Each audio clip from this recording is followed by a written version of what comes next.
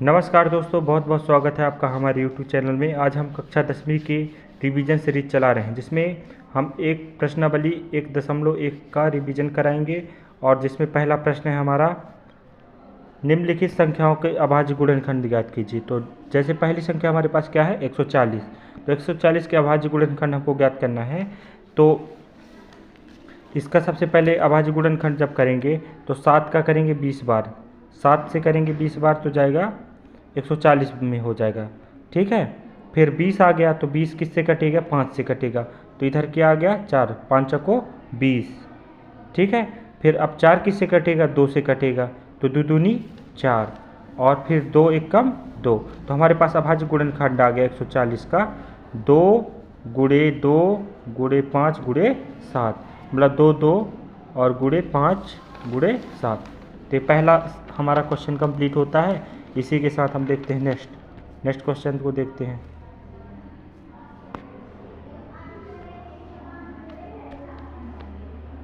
तो दूसरा क्वेश्चन है हमारा 156 के अभाज्य गुणनखंड हम निकालते हैं। तो 156 है ना, 13 गुणे 12 करेंगे तो हमारे पास 156 आ जाएगा। क्या आ जाएगा, 156। 13 गुणे 12 156 आ गया। और इसके बाद हमारा 12 किसे चल जाएगा, 3 चौको 12। अब 4 किसे जाएगा, 2 दूनी 4 और 2 एक कम 2। तो इसके अभाज्य गुणनखंड आ गए 2 2 3 13, 2 2 3 13। ऐसे हमारे इसके अभाज्य गुणनखंड आ गए। ठीक है, नेक्स्ट अगला क्वेश्चन देखते हैं। 38-25 का अभाज्य गुणनखंड हम निकालते हैं। तो 38-25 का जब 17 का गुणा किससे करें हम, 225 से, तो हमारे पास आ जाएगा 38-25 आ जाएगा। तो 17 225 से गुणा करेंगे तो 38-25 आ जाएगा। फिर लास्ट में अगर संख्या 5 है तो समझ लो 5 हो और 0 हो तो किससे जाएगा, ये 5 से चला जाएगा या 2 से चला जा सकता है अगर 0 है तो। ठीक है, तो 5 का गुणा 45 हुआ तो 225 आ गया। ठीक है, और फिर 5 नाम 45, फिर 3 त्रिकाई 9 और 3 एकम 3। तो इसके अभाज्य गुणनखंड हमारे पास प्राप्त होते हैं 3 5 3 3 5 5 17। तो इसके अभाज्य गुणनखंड प्राप्त हो गया। फिर नेक्स्ट है हमारे पास क्या है, 5005 का अभाज्य गुणनखंड करेंगे। 13 का गुणा करेंगे 385 से। ठीक है, या कि 13 का गुणा कर दो, 13 का भाग कर दो 5005 में, तो हमारे पास यही आ जाएगा। ठीक है, 13 का गुणा करेंगे 385 से तो हमारा 5005 प्राप्त हो जाएगा। ठीक है, फिर 385 आ गया। जैसे 385 जब आता है तो इसका गुणा कराएंगे 11 से। तो 11 गुणे 35 करोगे, 11 गुणे 35 करोगे तो हमारे पास आ जाएगा 385। फिर 5 सते 35, फिर 7 ले लेंगे तो फिर 5 एकम 5। तो इसके अभाज्य गुणनखंड 5 7 11 और 13 के रूप में प्राप्त हो जाएंगे। तो नेक्स्ट देखते हैं हमारे पास। इसी तरह इसको आप होमवर्क भी करके आइएगा। और नेक्स्ट है हमारे पास संख्या। तो हमारे पास संख्या है, पूर्णांकों के निम्नलिखित युग्मों के एलसीएम और एचसीएफ ज्ञात कीजिए तथा इनकी जांच कीजिए। तो हमारे पास पहली संख्या है 26 और दूसरी संख्या है 91। तो हमारे पास 26 और 91 है, तो इसका हमको एलसीएम और एचसीएफ निकालना है। तो 26 का जब हम एलसीएम निकालेंगे तो सबसे पहले इसको कर लेते हैं अभाज्य गुणनखंड के रूप में। तो 13 दूनी 26 और 13 एकम 13, तो 13 2 और 13 आ गया, इसका निकल के आता है अभाज्य गुणनखंड। तो 2 और 13 हो गए, क्या हो गए, 2 और 13, 2 और 13 26 का आ गया। अब दूसरा देखते हैं 91 का। तो 91 का जब हम करते हैं तो हमारे पास आ जाएगा 13 एकम 13, 13 सत्ते 91 और 7 एकम 7। तो इसका आ गया हमारे पास 13 और 7, 13 और 7। तब हम दोनों में नोटिस करते हैं कि दोनों में जो कॉमन होगा और सबसे कम घात वाला होगा। ठीक है, तो क्या हो गया हमारे पास, वो क्या कहलाएगा, हमारा एचसीएफ कहलाएगा। जो दोनों में कॉमन हो क्या कहलाएगा, एचसीएफ। तो 13 क्या हो गया, दोनों में है, तो क्या कहला गया हमारा एचसीएफ। अब एलसीएम की बारी आती है। तो एलसीएम LCM। तो LCM का मतलब है लेना है सबको, एक ट्रिक है लेना है सबको, है ना। LCM मतलब सभी जो संख्याभाज्य गुणनखंड आए हैं सबको एक एक बार ले लेना है हमको। तो जैसे हमारे पास 2 आ गया है, क्या आ गया है 2 आ गया है, तो ये 2 है। 7 भी आया, 13 2 बार आ गया है, तो लेना एक ही बार है, बस 13 को ले लिए। तो कौन कौन आ गया 2 गुणे 7 गुणे 13, तो इन सब का गुणा करते हैं तो हमारे पास आ जाता है 182। तो हमारा क्या आ गया LCM 182 आ गया।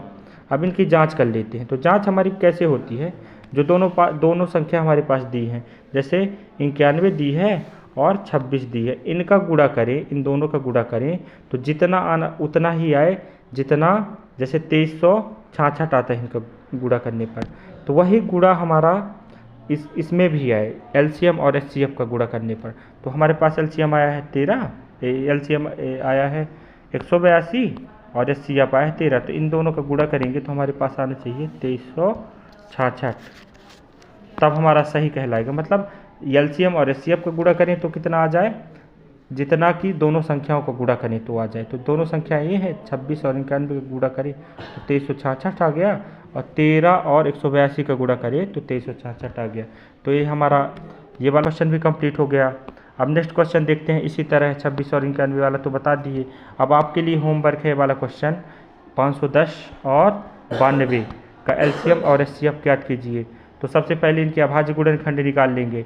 तो अभाज्य गुणनखंड निकालने की बहुत बढ़िया ट्रिक मैं बता चुका हूँ ऊपर क्वेश्चनों में, सीधे डायरेक्ट आप ऐसे कर लें और यहाँ कर लें 510, ठीक है।